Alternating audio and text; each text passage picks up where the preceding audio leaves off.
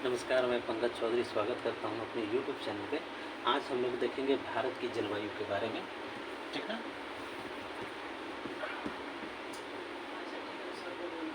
चलिए आज स्टार्ट करते हैं भारत की जलवायु, ठीक है।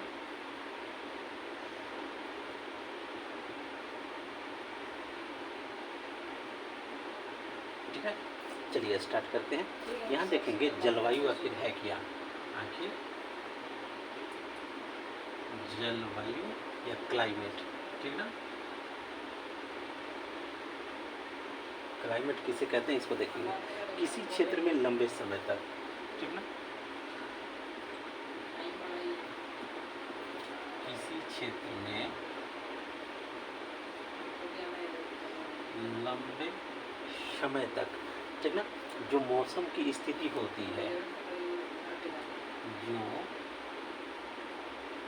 मौसम की स्थिति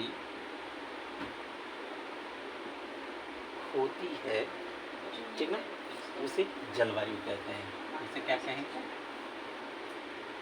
जलवायु कहते हैं। तो भारत की जलवायु उष्णकटिबंधीय मानसूनी जलवायु है। तो भारत क्या है? उष्ण कटिबंधीय मानसूनी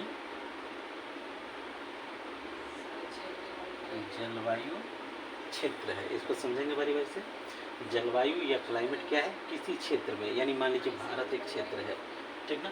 तो भारत के क्षेत्र में लंबे समय तक, एक लंबा समय यानी 1 साल का समय, 2 साल का समय, 1 साल के समय में जो मौसम की स्थिति होती है, यानी यहाँ के दिन और रात का तापमान कैसा है, ठंडा है, गर्मी है, बरसात है, शरद है, हेमंत है, वसंत है, शिशिर है, विभिन्न प्रकार के मौसम है, ऋतुएं हैं, ये सभी को मिलाकर जो मौसम की स्थिति होती है उसे जलवायु कहते हैं। तो भारत में क्या है? उष्ण कटिबंधीय मानसूनी जलवायु है। उष्ण यानी गर्म होता है, कटिबंधीय मानसूनी जलवायु क्षेत्र। इसको बारी बारी से देख लेते हैं। जैसे उष्ण है, उष्ण का मतलब गर्म है। अब गर्म का मतलब क्या होगा? जैसे ये कर्क रेखा है, ठीक है, ये आपको 0 डिग्री विषुवत है, ठीक ना। और हमारा भारत यहाँ से इस तरह से, तो इस तरह से है, ठीक ना, इस तरह से यह ये इसकी दूरी कितनी है? करीब 876 किलोमीटर विषुवत से। ये नीचे वाला जो सीमा है वो दूर है।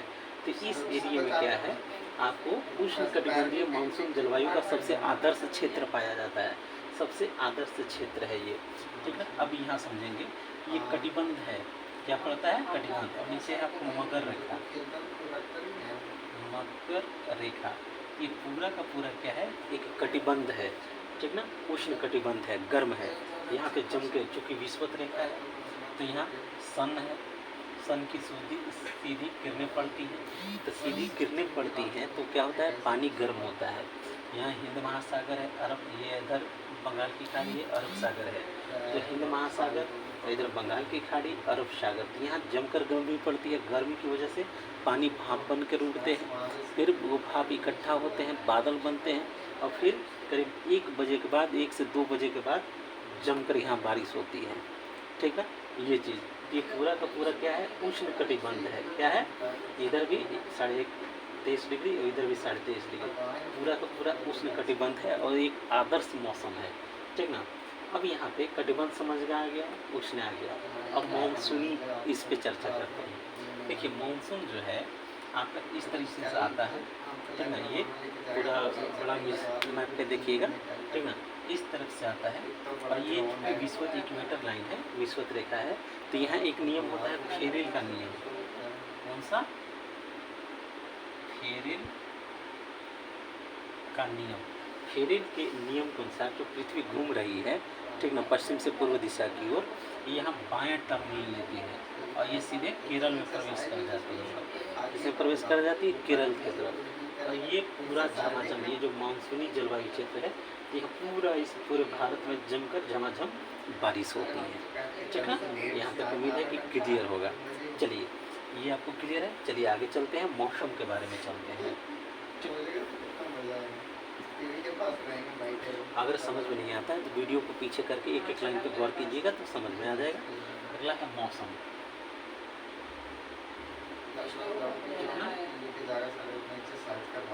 वेदर, मौसम जो होता है किसी स्थान पर थोड़े समय की, ठीक ना,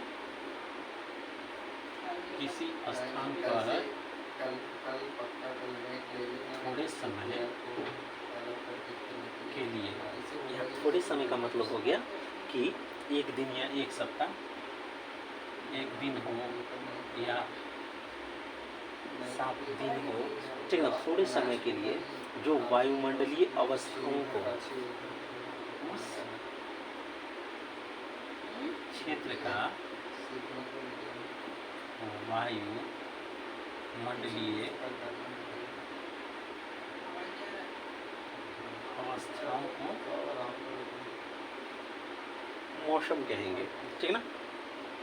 अब यहाँ गौर देखते हैं, मौसम क्या है, किसी स्थान पर, किसी भी लोकल जगह पे थोड़े समय के लिए, एक दिन के लिए, 7 दिन के लिए, 10 दिन के लिए, 15 दिन के लिए, जो उस क्षेत्र का वायुमंडलीय अवस्था है, ठीक ना, उस क्षेत्र में जो भी वायुमंडल की अवस्था है, जैसे ये रांची है तो यहाँ भी बारिश हो रहा है, लेकिन यहाँ बारिश हो रहा है, दूसरी जगहों पे बारिश नहीं हो रहा है, तो यहाँ की जो वायुमंडल है वहाँ पे नमी है, आर्द्रता है, बारिश हो रही है, ठीक ना, धूप नहीं आया है 5 दिन से, लेकिन दूसरी जगह खिला खिला धूप है, तो यहाँ पे जो लोकल, जो इसको क्या बोलेंगे, क्लाइमेट नहीं बोलेंगे, इसको मौसम बोलेंगे, क्षेत्र विशेष का मौसम बोलेंगे, ठीक ना। तो इस क्षेत्र का वायुमंडलीय अवस्थाओं को क्या बोलते हैं, मौसम कहते हैं। यहाँ एक और चीज़ जानेंगे कि मौसम संबंधी सेवा करीब 1875 ईस्वी से मौसम संबंधी सेवा, तो मौसम संबंधी सेवाओं का प्रसारण 1875 ईस्वी से प्रारंभ होती है, खासकर भारत में, ठीक ना, भारत में 1875 से प्रारंभ होती है। अब यहाँ देखेंगे कि इसका उस ज़माने में मुख्यालय शिमला हुआ करता था। शिमला में जब 1875 ईस्वी में मौसम संबंधी सेवाओं का प्रसारण हुआ भारत में, तो मुख्यालय शिमला था, लेकिन प्रथम विश्व युद्ध के बाद, यानी 1919 ईस्वी के बाद इसका मुख्यालय पुणे में कर दिया गया। अब वर्तमान तक 1919 से लेकर वर्तमान तक जितने भी मौसम संबंधी मानचित्र, ठीक ना, मौसम संबंधी मानचित्र प्रकाशित, जितने भी टेलीविज़न पे देखिए, रेडियो पे सुनिए, पेपर में पढ़िए, तो वहाँ का जितना भी मौसम संबंधी ये सूचनाएं प्रकाशित होती हैं, सब के सब पुणे से होती हैं। पुणे में इसका हेडक्वार्टर 1919 के बाद बनाया गया है, ठीक है। अब यहाँ आगे देखेंगे कि भारतीय जलवायु को मानसून के अलावा प्रभावित करने वाले 2 प्रमुख कारक कौन हैं, ठीक है। चलिए अब यहाँ पे देखेंगे कि भारतीय जलवायु को मौसम के अलावा, यानी भारतीय जलवायु को प्रभावित करने वाले कारक, प्रभावित करने वाले कारकों में पहला है आपका मानसून, ठीक है। अब पहले मानसून को समझेंगे, ठीक है। जैसे ये भारत है, ये आपका कर्क रेखा है, ये विषुवत है। जैसे हम पहले बताए थे कि मानसूनी हवाएं यूँ आती हैं, और यहाँ पे एक नियम है फेरेल का नियम, तो फेरेल के नियम के अनुसार जब विषुवत रेखा पे आती है तो ये यहाँ से बाएं मुड़कर यहाँ आ जाती है भारत में, ठीक है, और यहाँ पे जम के झमाझम बारिश कराती है पूरे भारत में। इस तरफ पूरा हिमालय पर्वत है, तो ये हवाएं पूरे भारत में घूम घूम के आपको बारिश कराती हैं, मानसूनी हवाएं जमकर बारिश कराती हैं। और जैसे भारत में प्रवेश करती हैं, यहाँ पश्चिमी घाट, इधर पूर्वी घाट, ये पूरा इस तरह से होते हुए आपको पूरे भारत में इस तरह से घूम जाती है, ठीक ना, पूरे भारत को सरबोर मानसून से भिगा देती है। तो मानसून भारतीय जलवायु को सबसे प्रभावित करने वाले कारकों में है। मानसून नहीं होगी तो खेती बाड़ी नहीं होगी, पूरा अर्थव्यवस्था डाउन पड़ जाएगा, जीडीपी में गिरावट आ जाएगी, किसान भूखे मर जाएगा, ठीक ना, आत्मनिर्भरता खाद्यान्न के मामले में नहीं रहेगी। ये सब कुछ कारक हैं, ठीक ना। अब हम दूसरे कारक पे चलते हैं, ठीक है। अब दूसरे कारक में यहाँ है उत्तर में हिमालय पर्वत, ठीक ना। दूसरा है उत्तर में हिमालय पर्वतमाला। एक छोटा सा नक्शा बना देते हैं, ठीक है। ये पूरा का पूरा हिमालय है, ठीक है। ये पूरा हिमालय है इधर तक। अब यहाँ समझेंगे, यहाँ पे चीन है, इधर रूस है, इधर से जो ठंडी हवा, ठीक ना, लगभग -45 डिग्री, इधर आपका साइबेरिया का इलाका है। तो इन साइबेरिया के इलाके में जो ठंडी हवाएं होती हैं, जो उधर से चलती हैं, लेकिन ये हिमालय रोक देता है। क्यों रोक देता है? क्योंकि इसकी ऊंचाई है करीब 8000 मीटर ऊंचाई है। इसकी ऊंचाई कितनी है? 8000 मीटर। किलोमीटर में मापिएगा तो 8 से 10 किलोमीटर में बैठेगा, ठीक ना। इतनी ऊंची है, तो ये सभी हवाओं को यहाँ रोक देती है। अगर ये हिमालय नहीं होता तो पूरा का पूरा भारत क्या है, बर्फ़ से दबा रहता है, ठीक ना। जिस तरह से रूस में, साइबेरिया में बर्फ़ से दबा रहता है, उसी तरह से पूरा इलाका बर्फ़ से दबा रहता है। तो हिमालय इन कोनों को रोक देती है। और अभी तुरंत पीछे बताए थे, इधर कैसा है, मानसूनी, ठीक ना। और ये हवाएं इधर आ नहीं पाती, और ये मानसूनी जो हवाएं हैं पूरे भारत में आपको घूम घूम के झमाझम बारिश कराती है, ठीक ना। तो हिमालय पर्वतमाला बहुत ही महत्वपूर्ण फैक्टर है इंडियन क्लाइमेट में, ठीक है। ये मध्य एशिया या इधर से भी मध्य एशिया से शीतल हवाओं को आने से रोक देती है, ठीक ना। चलिए इसके बाद अगला देखेंगे।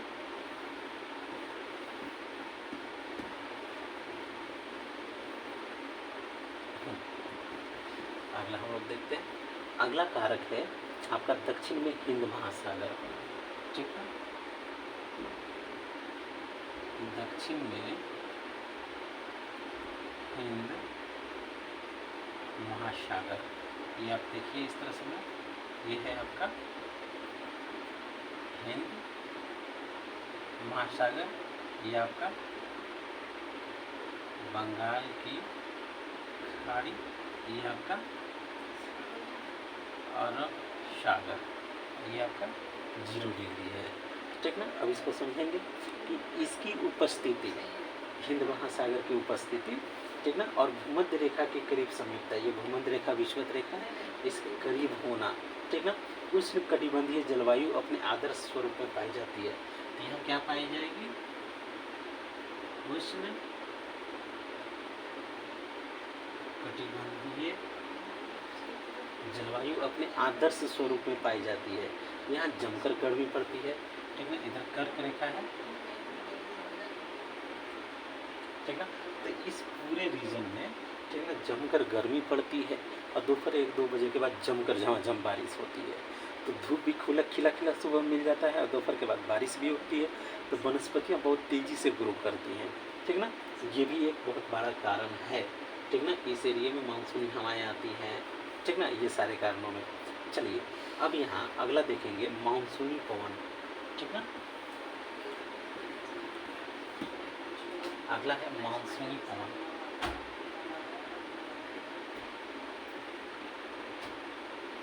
देखिए मानसूनी पवनें जो हैं, ठीक ना, समय समय पे अपनी दिशा बदल देती हैं। ये क्या करेगी?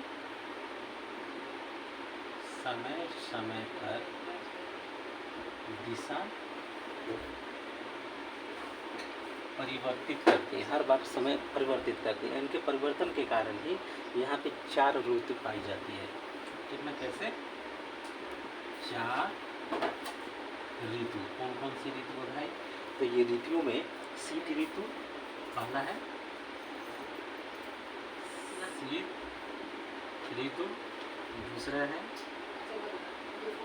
ग्रीष्म ऋतु, और ग्रीष्म के बाद वर्षा ऋतु,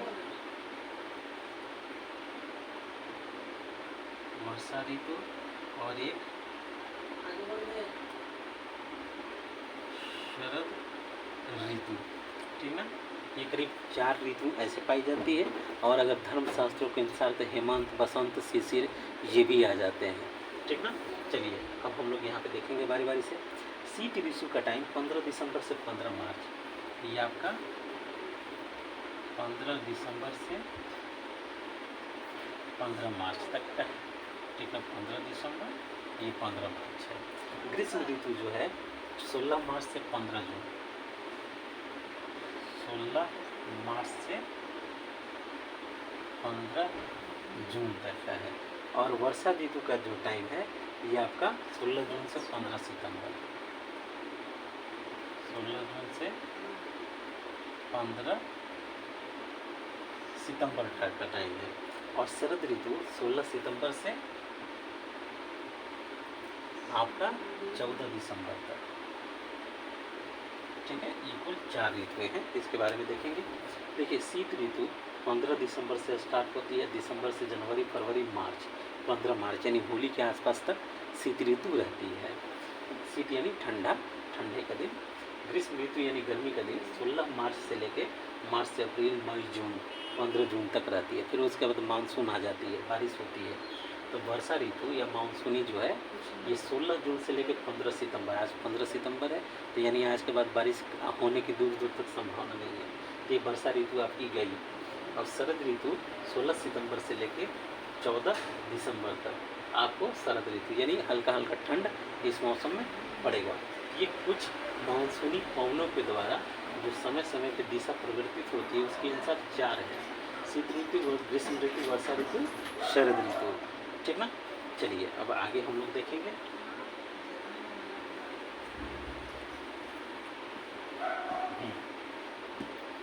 चलिए आगे हम लोग देखेंगे। ये तिथियां एक सामान्य सीमा रेखा तय करती हैं।